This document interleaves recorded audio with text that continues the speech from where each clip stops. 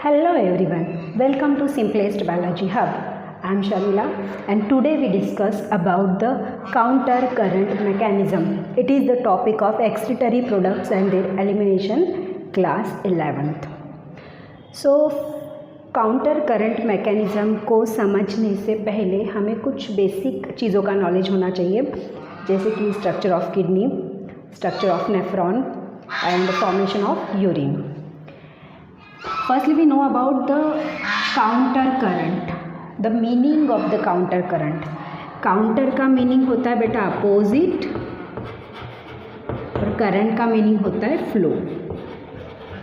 Opposite flow के द्वारा जो यूरिन को कॉन्सेंट्रेटेड किया जाता है ह्यूमन बॉडी के अंदर, तो एक्चुअली ह्यूमन यूरिन कॉन्सेंट्रेटेड होने की जो प्रोसेस है, that process we called counter current mechanism. Where it is takes place? It is takes place in the nephron region. Nephron का स्ट्रक्चर हमने इसके पहले वाले जो वीडियोस है उसमें देखा है. तो हमने देखा कि नेफ्रॉन कहाँ लोकेटेड है. It is located in the cortex region of the kidney and the loop of Henle's part is actually come in the medulla region of the kidney. Kidney के मेडुला रीजन में वो आ रहे हैं. तो medulla का inner medulla वाला हिस्सा and outer medulla हिस्सा, जब आपका लूप ऑफ हेनले बहुत डीप जाता है मेडुला हिस्सा में, then that loop of Henle we call juxtaglomerular area. यहाँ पे एक्चुअल आपका कॉन्सेंट्रेशन ऑफ द यूरिन होता है. But concentration of the urine के लिए टर्मिनोलॉजी क्या है? यहाँ पे एक्चुअली प्रोसेस होती है isotonic urine convert into hypertonic urine.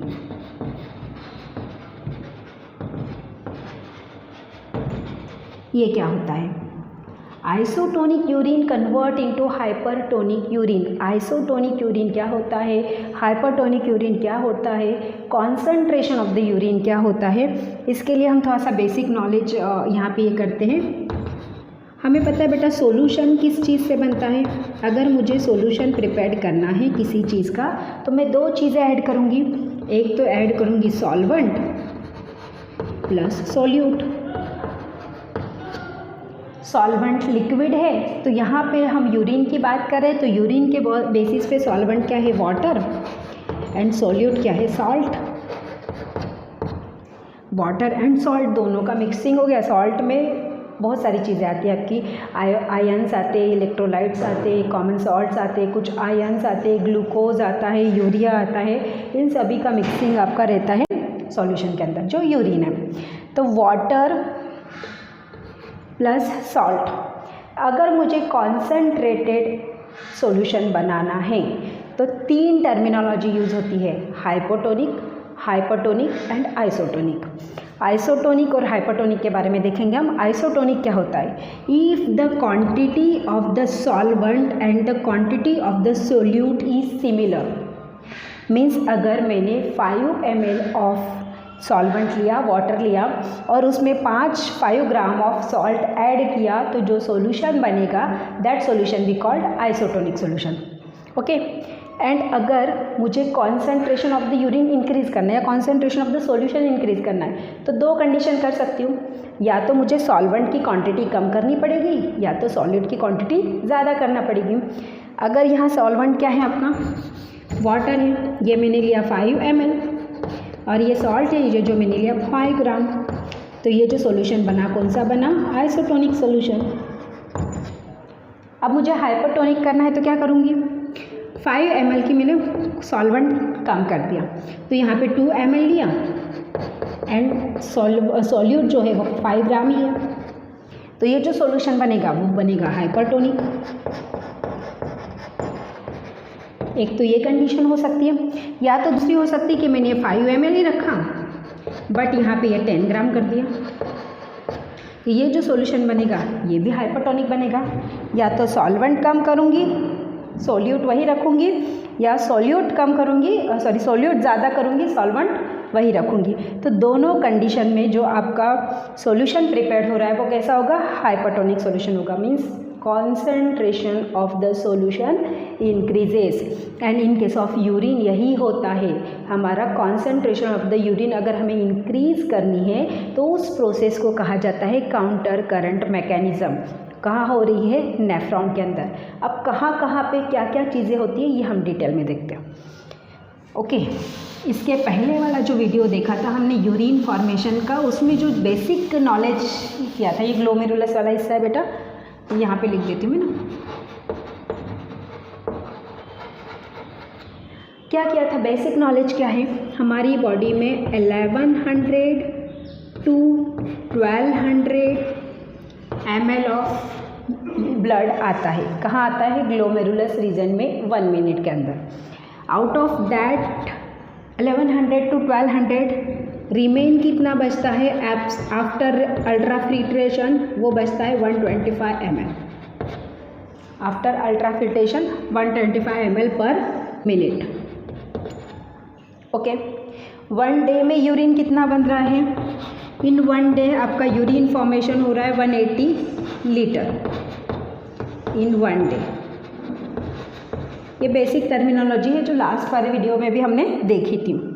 Out of that 180 litre only 1 to 1.5 litre deposit.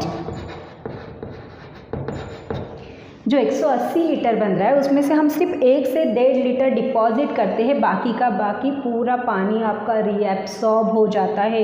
And reabsorb होता है, बार बार रीएब्सॉर्ब होगा तो क्या होगा? कॉन्सेंट्रेशन ऑफ द यूरिन आपका इंक्रीज हो जाएगा। तो एक्चुअल अपोजिट फ्लो कहाँ पे हो रहा है? एक्चुअल करंट, काउंटर करंट कहाँ हो रहा है? ये होता है आपका लूप ऑफ हेनलेस के अंदर। कैसे?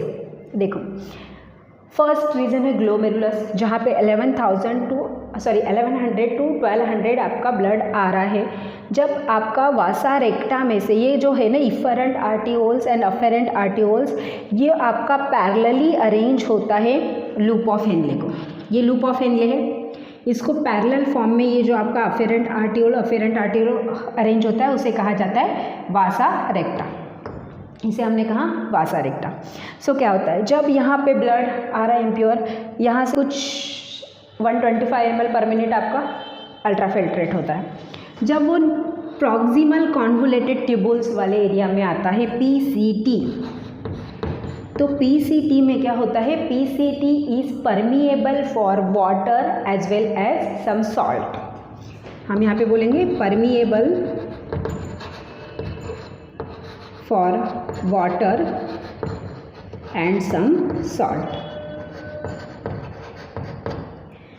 वाटर कुछ क्वांटिटी में रीएब्सॉर्ब होगा, कुछ क्वांटिटी में सॉल्ट भी रीएब्सॉर्ब हो गए, तो क्या होगा? आपका यूरिन कॉन्सेंट्रेट हो जाएगा। जब प्रॉक्सिमल कॉन्वोलेटेड ट्यूबुल से आपका यूरिन आएगा लूप ऑफ हेनले में, तो लूप ऑफ हेनले के पास 2 लिम्ब है, एक है डिसेंडिंग लिम्ब और दूसरा है असेंडिंग लिम्ब। तो descending limb of loop of Henley is permeable for water. Most important, descending limb of loop of Henley permeable for water. Permeable for water means जब यहाँ से पास आउट होगा urine, तब वो वाटर को reabsorb करेगा।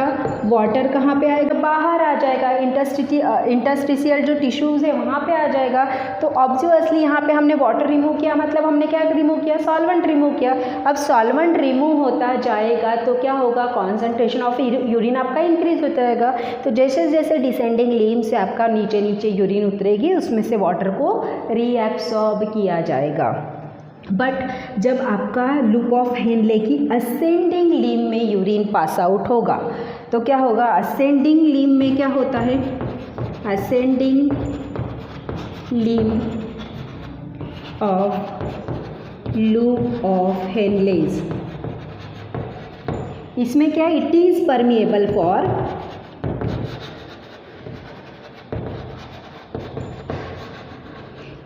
Permeable for electrolyte.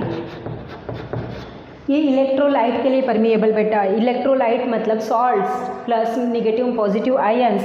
तो ये जो सोडियम क्लोराइड है ना NaCl, उसके लिए परमिएबल है, तो इसमें से NaCl रिमूव हो जाएंगे, बाहर की तरफ आ जाएंगे। तो क्या हुआ, सॉल्यूट कम हुआ। अब यहाँ पे सॉल्वेंट कम हुआ, सॉल्वेंट को अब हुआ तो कॉन्सेंट्रेशन इंक्रीज हो गया। अब यहाँ पे क्या हो गया, सॉल्यूट कम होता जाएगा, तो सॉल्वेंट भी कम, सॉल्यूट भी कम, मतलब उसकी जो इन क्वांटिटी जो है पहली बार जो जैसा था प्रॉक्सिमल कॉन्वोलेटेड ट्यूबुल में, वैसा ही आपका the end of ascending limb of the loop of Henley पे आ जाएगा। यहाँ पे आइसोटोनिक था, यहाँ पे भी आइसोटोनिक आ जाएगा, but at the peak of the loop of Henley कैसा हो जाएगा, हाइपरटोनिक, क्योंकि इसमें से सॉल्वेंट आपका ने रिमूव किया, तो ये हाइपरटोनिक हो जाएगा। देन फिर से आइसोटोनिक हो जाएगा, एंड देन फाइनली जब वो डिस्टल कॉन्वोलेटेड ट्यूबुल्स के पास पहुँचेगा तो क्या होगा, डिस्टल कॉन्वोलेटेड ट्यूबुल्स के पास पहुँचेगा तो क्या होगा,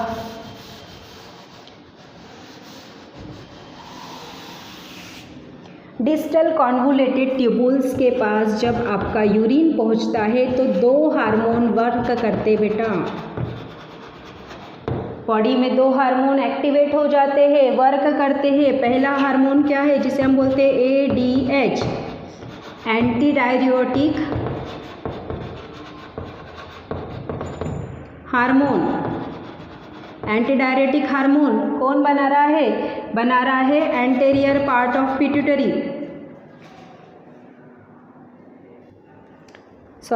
पोस्टीरियर पार्ट ऑफ पिट्यूटरी।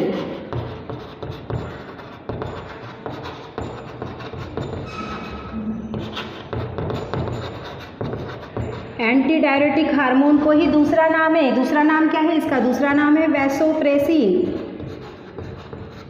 इसी का दूसरा नाम है वैसोप्रेसिन।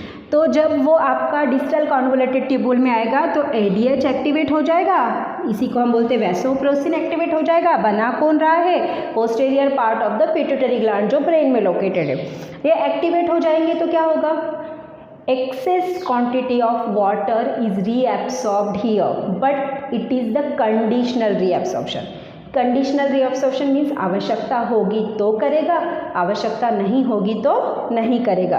बट इसके साथ एक और हार्मोन वर्क करता है, कौन सा है, अल्डोस्टेरॉन। सिक्रीट कौन कर रहा है, एडर्नल ग्लैंड।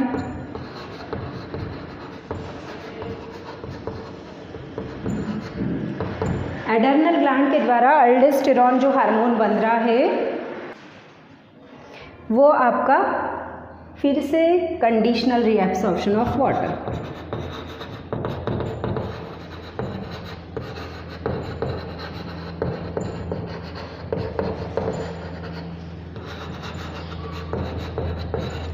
अब ये क्या होता है, कंडीशनल रीएब्सॉर्प्शन ऑफ वाटर किसके द्वारा किया जा रहा है, जब आपका यूरिन पास आउट होगा डिस्टल कॉन्वोलेटेड ट्यूबुल्स के पास तो दो हार्मोन वर्क करेंगे वहाँ पे, anti diuretic hormone and vasopressin, जिसे को हम वैसोप्रेसिन बोलते हैं, और अल्डोस्टेरॉन और जो एडर्नल ग्लैंड बन रहा है।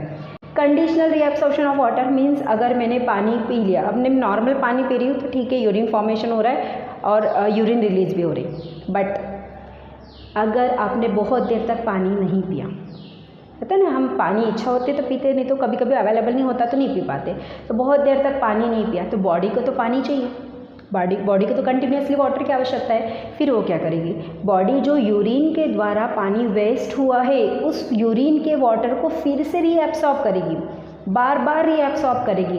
कब तक रीएब्सॉर्ब करेगी, जब तक हम नेक्स्ट टाइम पानी नहीं पीते, जब तक हम पानी नहीं पीते तब तक आपका सुसु का फॉर्मेशन नहीं होगा।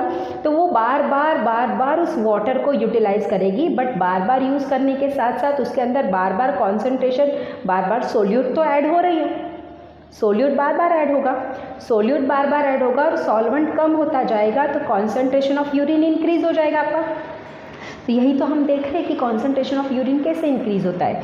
तो कंडीशनल रीएब्सॉर्प्शन ऑफ वाटर होगा, मतलब यहाँ से भी रिमूव हो जाएगा वाटर। बट क्या होता है बेटा, अब ये वाटर रिमूव करेगा तो आयोनिक बैलेंस बिगड़ जाएगा, पीएच बिगड़ जाएगा। तो ऐसे कंडीशन में डिस्टल कॉन्वोलेटेड ट्यूबुल से कुछ क्वांटिटी में यूरिया भी रीएब्सॉर्ब किया जाता है, कुछ क्वांटिटी में इलेक्ट्रोलाइट भी रीएब्सॉर्ब किए जाते हैं। और कहाँ पे भेजे जाते हैं, वो भेजे जाते हैं interstitial region of medulla of kidney.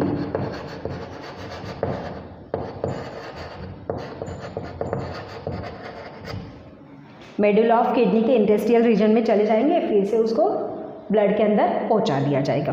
तो ये कंडीशन आपकी डीसीटी के पास हो गई। ओके, अब कलेक्टिंग ट्यूबुल के पास आ गया, क्योंकि कलेक्टिंग ट्यूबुल से तो यूरेटर में जाएगा फाइनली डिपॉजिट होने के लिए। जब यूरिन आपका कलेक्टिंग ट्यूबुल्स के पास आ जाता है तो क्या होता है, कलेक्टिंग ट्यूबुल्स भी उसको और कॉन्सेंट्रेटेड बनाती। बहुत देर तक पानी नहीं पिया हमने, अच्छा डीसीटी ने उसको रीअब्सॉर्ब कर लिया, अब फिर भी हमने पानी नहीं पिया, 2 घंटे हो गए, 4 घंटे हो गए, 8 घंटे हो गए, हमने पानी नहीं पिया। कलेक्टिंग ट्यूबुल ने फिर वाटर को रीअब्सॉर्ब किया, फिर वाटर रीअब्सॉर्ब होगा मतलब सॉल्वेंट कम होगा, सॉल्वेंट कम होगा मतलब सॉल्यूट की क्वांटिटी ज़्यादा होगी, सॉल्यूट की क्वांटिटी ज़्यादा होगी मतलब यूरिन कॉन्सेंट्रेटेड होगी, और इसी कॉन्सेंट्रेटेड यूरिन को तो हम हाइपरटोनिक यूरिन बोलते हैं। इसी को हम क्या बोल रहे हैं, हाइपरटोनिक यूनिट। जो पहला वाला सेंटेंस था मेरा, हमने क्या बोला था कि isotonic urine is converted into hypertonic urine. ये कंडीशंस होती है अगर हमने बहुत देर तक पानी नहीं पिया। बट अगर हम कंटिन्यूसली पानी पी रहे हैं तो counter current mechanism normally run होगा और आपकी जो यूरिन है वो आइसोटोनिक फॉर्म में ही रिलीज़ हो जाएगी, हाइपोटोनिक फॉर्म में ही रिलीज़ होगा ये अगर हमने ज़्यादा क्वांटिटी ऑफ वाटर पिया तो। ह्यूमन किडनी, आपका एनसीईआरटी का एक लाइन है जो बहुत इंपॉर्टेंट है, human kidney can make 4 times more concentrated urine than its initial filtrate. Initial filtrate nephron के द्वारा जो फर्स्ट इनिशियल फिल्ट्रेट था उससे वो 4 गुना ज़्यादा कॉन्सेंट्रेटेड यूरिन का प्रिपरेशन कर सकती है। इतना बार बार रीएब्सॉर्प्शन ऑफ वाटर आपका हो जाता है। तो एक्चुअली जो काउंटर करंट हो रहा है वो किसके बीच में हो रहा है ना, जो रीएब्सॉर्प्शन हो रहा है वो किसके बीच में हो रहा है, ये यहाँ पे हो रहा है रीएब्सॉर्प्शन लूप ऑफ हेनले में। अब लूप ऑफ हेनले में कहाँ है, और बोलेंगे हम कॉन्सेंट्रेशन इंक्रीज कहाँ हो रहा है, फर्स्ट हो रहा है both limb of loop of Henley. Loop of Henley की दोनों लिम्ब में, एक असेंडिंग और डिसेंडिंग, और बोथ लिम्ब ऑफ द वासा रेक्टा। दूसरा हो रहा है बोथ लिम्ब ऑफ वासा रेक्टा, क्योंकि वासा रेक्टा की लिम्ब भी तो पैरेलल है ना बेटा, ये भी लिम्ब आपकी पैरेलल है एक दूसरे को, तो इसके बीच में एक असेंडिंग है और डिसेंडिंग है, ये डिसेंडिंग है आपकी, ये असेंडिंग है, इनके बीच में हो रही है। और थर्ड जो रीएब्सॉर्प्शन हो रहा है डिसेंडिंग लिम्ब ऑफ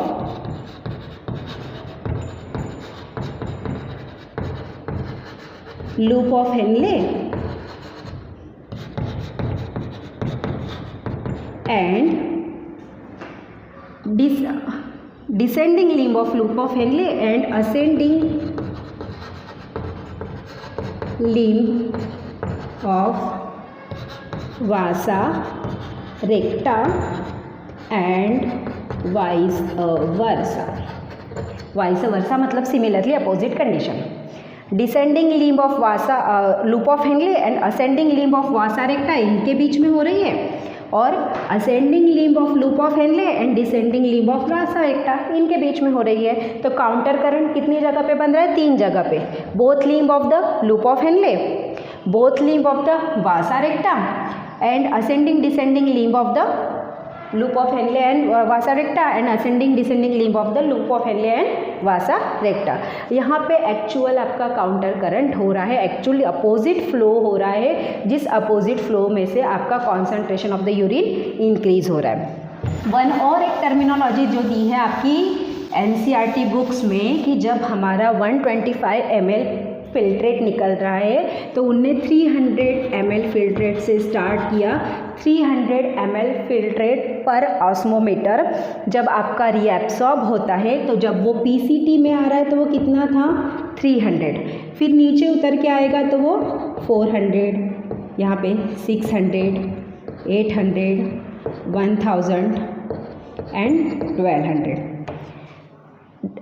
आपका जो टीप है लूप ऑफ हेनलेस का टीप पे आते आते वो क्या हो गया 12,000 पर 100 ml ऑस्मोलीटर।